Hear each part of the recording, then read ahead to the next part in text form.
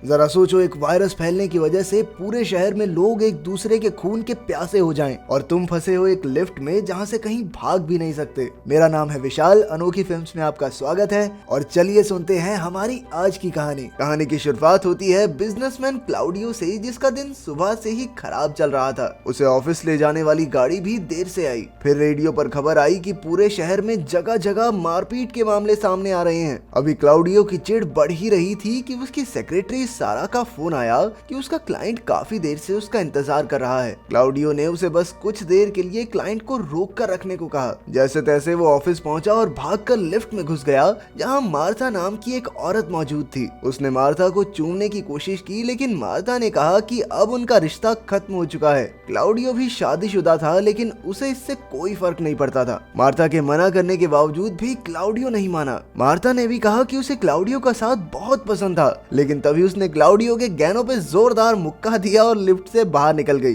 तभी उसकी पत्नी लोरेना का फोन आया। उसने कहा कि सड़कों पर दंगे भड़कने लगे हैं और इसी बीच अचानक लिफ्ट बीच में रुक गई। क्लाउडियो ने इस पर ज्यादा ध्यान नहीं दिया, क्योंकि पिछले महीने भी एक बार ऐसा हुआ था। फिर लोरेना ने उसे घर लौटते हुए दूध लाने को कहा तो क्लाउडियो काफी चिढ़ गया। अजीब पागल औरत है। सुनो, सड़कों पर ना दंगे हो रहे हैं तो सड़क पे रुक के मार्केट जाके दूध ले आना, ताकि कोई तुम्हें सड़क पे मार दे। पागल। इसके बाद उसने इमरजेंसी बटन दबाकर टेक्नीशियन से कहा कि उसे जल्द से जल्द एक मीटिंग में पहुंचना है। टेक्नीशियन ने भी उसे बताया कि उसके आदमी पावर यूनिट की गड़बड़ को ठीक कर रहे हैं। फिर क्लाउडियो ने सारा को फोन करके कहा कि कुछ भी करके क्लाइंट को उसके आने तक रोक कर रखे। अब क्लाउडियो ने सिगरेट जलाई और उसे बाहर से कुछ आवाजें सुनाई दी। उसने मदद के लिए पुकारा, लेकिन कोई नहीं आया। अब उसका गुस्सा बढ़ रहा था। उसने फिर से टेक्नीशियन से बात की कि भाई इतना टाइम कहाँ लग रहा है, लेकिन टेक्नीशियन ने कहा कि किसी गड़बड़ी की वजह से वो अपने आदमियों से बात ही नहीं कर पा रहा। जब क्लाउडियो ने खुद उन आदमियों को कॉल किया तो पता चला कि उन्हें समझ ही नहीं आ रहा कि गड़बड़ है कहाँ। अचानक उन्हें कुछ घिनौना सा दिखाई दिया और वो डर कर भाग गए और क्लाउडियो की कॉल भी वहीं कट गई। आखिरकार उसने मामला अपने हाथ में लेने का फैसला किया। उसने अपनी जैकेट उतारी और लिफ्ट के दरवाजे खोलने की कोशिश करने लगा। काफी जोर लगाकर वो पहला दरवाजा खोलने में कामयाब भी हो गया, लेकिन दूसरा दरवाजा बीच में कहीं अटक गया और वो थोड़ा ही खुल पाया। उसने देखा कि लिफ्ट 7वें फ्लोर से पहले रुकी थी। उसने एक बार फिर से मदद की गुहार लगाई, लेकिन कोई नहीं आया। फिर उसने दरवाजे से निकलने की कोशिश की, लेकिन कोई फायदा नहीं हुआ। आखिरकार वो थक गया और फिर लोरेना का फोन आया। उसने कहा कि कोई बहुत जोर से दरवाजा खटखटा रहा है, लेकिन कोई जवाब नहीं दे रहा। क्लाउडियो ने उसे पुलिस को फोन करने को कहा, लेकिन लाइन काम ही नहीं कर रही थी। इसलिए क्लाउडियो ने उसे खुद को एक कमरे में बंद करने को कहा। फिर उसने अपने दोस्त स्टेफानो को फोन करके लोरेना की मदद के लिए भेजा, लेकिन वो भी बेचारा ट्रैफिक में फंसा हुआ था। क्लाउडियो ने लोरेना को बताया कि स्टेफानो आ रहा है, लेकिन वो अब भी दंगों की खबर से काफी डरी हुई थी। ना दंगे थोड़ी और हैं, दूध मंगवा ले। पागल। क्लाउडियो ने फोन पर खबरें देखी कि पूरे शहर में दंगों की वजह से सड़कें जाम थी और एक बहुत बड़ी लैब में भयंकर आग लगी थी। इसके बाद उसने एक और सिगरेट जलाई और अचानक उसे लोगों के चिल्लाने की आवाजें सुनाई दी। फिर कुछ डरे हुए लोग लिफ्ट के सामने से भागे, जिनमें मार्था भी थी। वो लिफ्ट के सामने ही गिर गई और क्लाउडियो से मदद मांगने लगी। क्लाउडियो ने जोर से उसका हाथ पकड़ लिया, लेकिन कोई पीछे से मार्था को खींच कर ले गया। अब क्लाउडियो को भी काफी डर लगने लगा था। उसने दरवाजे के पास जाकर देखने की कोशिश की और तभी दो अजीबोगरीब इंसानों ने उसे बुरी तरह डरा दिया। वो तुरंत पीछे हट गया और उन भयानक दरिंदों को देखता रहा। अचानक उन्हें कोई आवाज सुनाई दी और वो वहां से चले गए। इससे पहले कि क्लाउडियो कुछ समझ पाता, उसे स्टेफानो का फोन आया। वो लोरेना के पास पहुंचने ही वाला था। क्लाउडियो ने उसे इन अजीब से इन्फेक्टेड आदमियों के बारे में बताने की कोशिश की, लेकिन तभी स्टेफानो सड़क पर ही उनका शिकार हो गया। इसके बाद टेक्नीशियन ने क्लाउडियो को बताया कि उसे अपने आदमी कहीं नहीं मिल रहे। क्लाउडियो ने उसे भी ज़ॉम्बीज के हमले के बारे में बताया, लेकिन वो कुछ समझा नहीं और उसी वक्त ज़ॉम्बीज ने उसे मार डाला। यही मनुष्य जिसे फोन कर रहा है मर रहा है वो। अब क्लाउडियो बुरी तरह रोने लगा और फिर उसने लोरेना और सारा को फोन किया, लेकिन किसी ने फोन नहीं उठाया। कुछ देर बाद सारा ने उसे फोन करके कहा कि वो एक कमरे में बंद है और उसी पल एक ज़ॉम्बी ने लिफ्ट में से क्लाउडियो की गर्दन पकड़ ली। थोड़ी जद्दोजहद के बाद क्लाउडियो अपने आप को छुड़ाने में कामयाब रहा और उसने लिफ्ट से लोहे की पाइप निकाल ली। फिर उसने इस पाइप से ज़ॉम्बी की गेम बिठा दी। फिर उसने पाइप की मदद मदद से उस भयानक ज़ॉम्बी को दरवाजे से दूर सरका दिया। जमीन पर खून बढ़ता जा रहा था, इसलिए उसने कुछ कागजों से उसे ढक दिया। तभी उसे एक आवाज सुनाई दी तो उसने हाथ में एक पाइप उठा ली,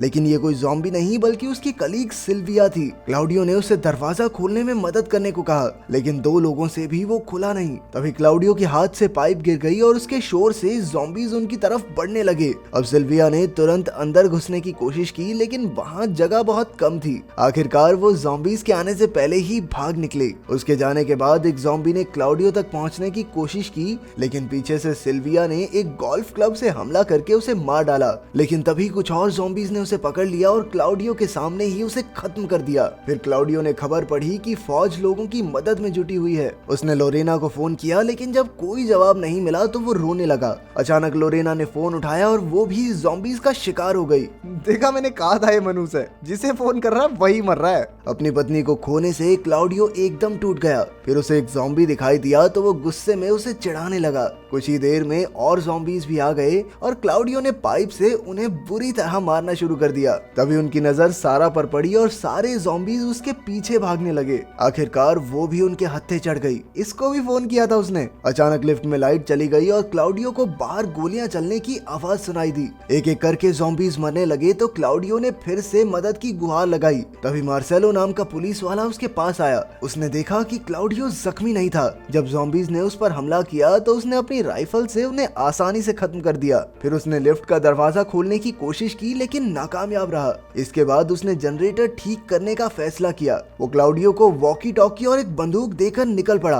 अबे वॉकी टॉकी क्यों दे दिया? इसके साथ फोन पे बात नहीं करनी थी। खैर, रास्ते में उसने कुछ ज़ॉम्बीज को खत्म किया, लेकिन आगे चलकर काफी सामान का ढेर लगा हुआ था, जहाँ से निकलना लगभग नामुमकिन सा था। तभी क्लाउडियो को याद आया कि उस फ्लोर पर काम चल रहा था, जहाँ से लटक कर मार्सेलो छत तक पहुँच सकता है। जब वो आगे बढ़ रहा था तो कुछ ज़ॉम्बीज ने उसे देख लिया, लेकिन मार्सेलो छिपता छिपाता आगे निकल गया। आखिरकार उसने छत तक पहुंचकर जनरेटर चालू कर दिया। अब लिफ्ट में लाइट तो आ गई थी, लेकिन दरवाजे फिर भी बंद नहीं हुए। क्लाउडियो ने फोन की लाइट जलाकर देखा कि दरवाजे में कुछ अटका हुआ था, जिस वजह से वो बंद नहीं हो पा रहा था। उसने अपने हाथ से उसे निकालने की कोशिश की, लेकिन वहां तक पहुंच नहीं पाया। तभी अचानक एक ज़ॉम्बी उस पर झपटा। क्लाउडियो ने तुरंत बंदूक उठाई और 2 गोलियों से उसे ढेर कर दिया। उसके बाद एक एक करके कई ज़ॉम्बी आने लगे, लेकिन जब वॉकी टॉकी पर मार्सेलो ने उसे हिम्मत दी तो उसने एक एक को गोलियों से भून दिया। अंत में उसे इस सब का काफी दुख था, क्योंकि उनमें से कुछ उसके ऑफिस के करीबी दोस्त भी थे। लेकिन मार्सेलो ने उसे समझाया कि उसके दोस्त अब ज़ॉम्बी बन चुके थे, इसलिए क्लाउडियो ने जो किया सही था। अचानक उसे वॉकी टॉकी से ज़ॉम्बीज की आवाजें आई और मार्सेलो से उसका संपर्क टूट गया। कहा था ना, मर गया वो भी। अब क्लाउडियो से और सहन नहीं हो रहा था। अब वो इतना परेशान हो गया था कि जोर जोर से चिल्लाने लगा और उसकी आवाजें सुनकर कई ज़ॉम्बीज लिफ्ट में घुसने की कोशिश करने लगे। क्लाउडियो ने फैसला किया कि वो इनके हाथों तो बिल्कुल नहीं मरेगा। तभी अचानक उसे लिफ्ट की छत से मार्सेलो की आवाज सुनाई दी। उसने क्लाउडियो को छत तोड़ने को कहा ताकि मार्सेलो अंदर आ सके। क्लाउडियो ने तुरंत पाइप की मदद से छत का एक हिस्सा तोड़ दिया और मार्सेलो लिफ्ट में घुस गया। उसने बिना समय गवाए एक एक ज़ॉम्बी को राइफल से उड़ा दिया। इसके बाद वो दोनों थक कर जमीन पर बैठ गए और क्लाउडियो ने देखा कि उसकी टांग को ज़ॉम्बी ने काट लिया था। खैर, दोनों ने सिगरेट जलाई और फिर क्लाउडियो ने उससे पूछा कि आखिर ये सब शुरू कैसे हुआ। मार्सेलो ने बताया कि किसी ने एक वायरस बेच दिया और यहीं से ये फैलना शुरू हो गया। ये वायरस लैब में बनाया गया है, लेकिन अब इतना फैल चुका है कि कोई इसे कंट्रोल नहीं कर सकता। कुछ देर शांत रहने के बाद मार्सेलो ने अपनी बंदूक में गोलियां भरते हुए कहा